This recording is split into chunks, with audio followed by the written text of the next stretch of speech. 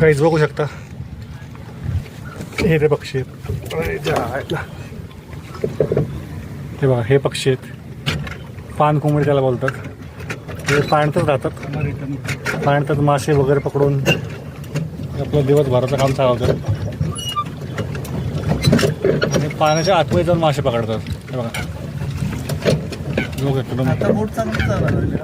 Time झाला ना आता आपला. हे बघा बघू शकता तुम्ही, त्याच्या एवढ्या जवळ आलो आम्ही, एवढ्या जवळ तुम्हाला दाखवतो मी. ह्या एवढ्या हाताच्या अंतरावरती ते मला. आणि ह्याने आम्हाला बघून पाण्यामध्ये पिचकारी मारली आहे.